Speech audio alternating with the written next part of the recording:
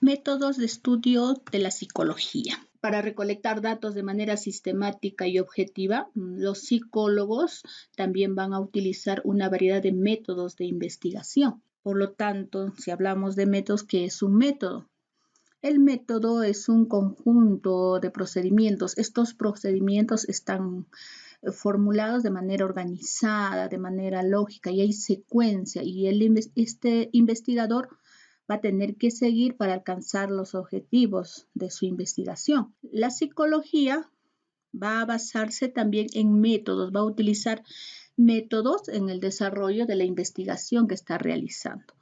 Tenemos el método, por ejemplo, por observación natural, el otro método, estudio de casos, tenemos la aplicación de encuestas, la investigación correlacional y la investigación experimental. Una observación natural, ¿en qué se basa? Esta observación natural va a estudiar la conducta humana en el contexto natural. Esta observación natural va a tratar de observar el fenómeno al natural, va a respetar los procesos y va a observar esas variables. Una de las mayores ventajas de este tipo de investigación es que va a permitir a los investigadores observar directamente el tema, observar directamente al sujeto de estudio en su entorno natural. Por eso decimos que es espontánea, es natural y es variada. Otra ventaja es que va a generar una gran cantidad de datos y estos datos son cuantificables. Este método va a permitir el análisis de factores que van a influir en el desarrollo humano. Como por ejemplo, que las ventajas que nosotros deberíamos de considerar, ¿no? Se va a alterar el comportamiento del participante si es detectado el observador, por ejemplo.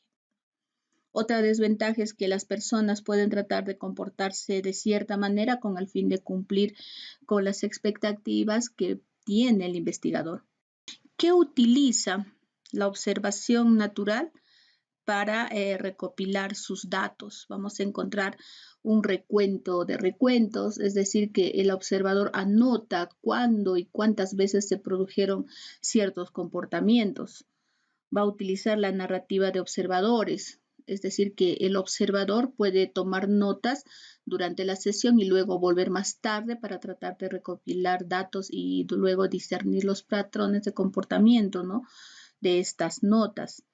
Puede recurrir a grabaciones de audio, video, ¿no?, dependiendo del tipo de comportamiento que se observe. Los investigadores también podrían decidir hacer grabaciones reales de audio o video grabados de cada sesión de observación. El estudio de caso. ¿En qué consiste el estudio de caso? Este es un proceso de búsqueda de indagación, así como el análisis sistemático de uno o varios casos.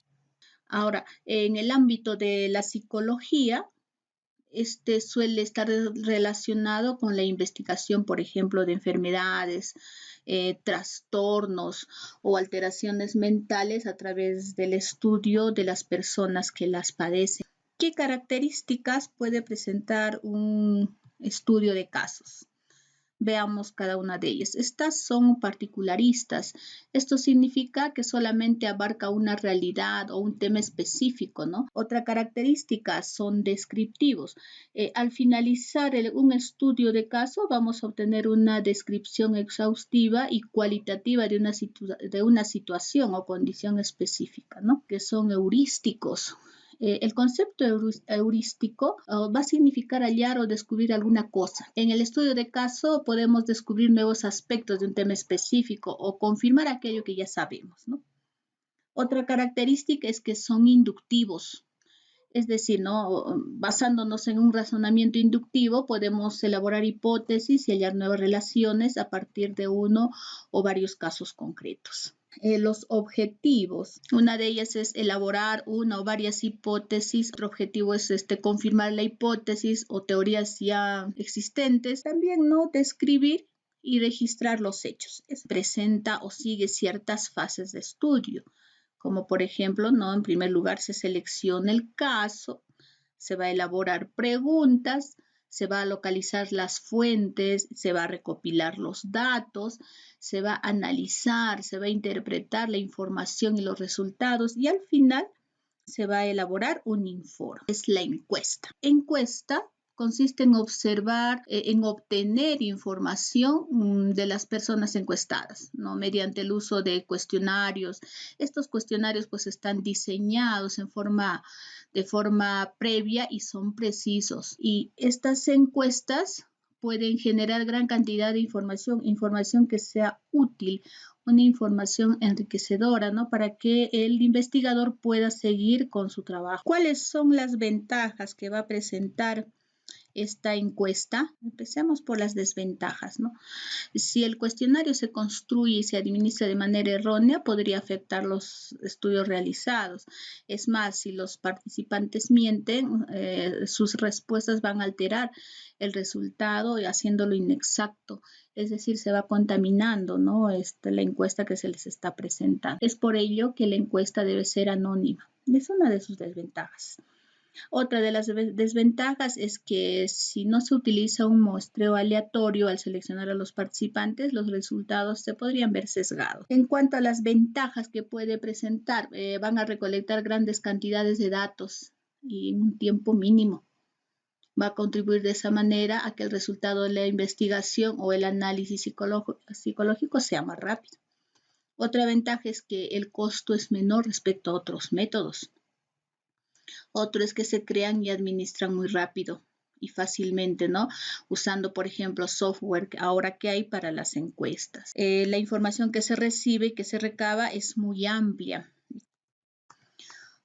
Otra metodología es la investigación correlacional. Este tipo de método de investigación no experimental en el cual un investigador va a medir dos variables. Entiende y evalúa la relación estadística entre ellas sin influencia de ninguna variable extraña. Por ejemplo, ¿no? Una excelente forma de entender cómo funciona este método sería pensar en la playa. De camino a la playa en la carretera, conforme nos vamos acercando, podemos percibir, por ejemplo, la brisa marina. El viento cada vez se va a sentir más fuerte, ¿no? Mientras más nos vamos acercando. Más sentiremos que cada uno de estos indicadores va aumentando. Esto nos quiere decir que cuanto más sintamos la brisa, más fuerte esté el viento, estaremos más cerca a la playa. Entonces aquí estamos viendo dos variables que al correlacionarse dan un mismo resultado. ¿Cuáles son los pasos a seguir para una investigación correlacional? En primer lugar, se tiene que definir el problema a investigar. Luego elegir, ¿no? De toda la población que uno va a investigar, elegir la muestra. ¿Con qué muestra se va a trabajar? Luego hay que seleccionar los instrumentos de evaluación que se va a utilizar, recopilar los datos que se necesita, luego analizar e interpretar la información para luego realizar una toma de decisiones de manera correcta. Por último, tenemos una investigación experimental. El investigador va a controlar deliberadamente las variables para delimitar relación entre ellas y está basado en el método científico. ¿Cuáles son las características que presenta una investigación experimental? ¿Qué características presenta? Por ejemplo, hay una comparación de dos o más grupos o conjunto de condiciones, ¿no? Es necesario que haya un mínimo de dos grupos de sujetos para establecer comparaciones entre ellos. Manipulación directa de una variable independiente. La variable independiente se manipula en forma de diferentes valores o condiciones que el experimentador asigna, ¿no? Dicha asignación por parte del investigador es importante que ocurra, ¿no? Pues de lo contrario no puede considerarse un experimento real. La medición de cada variable dependiente.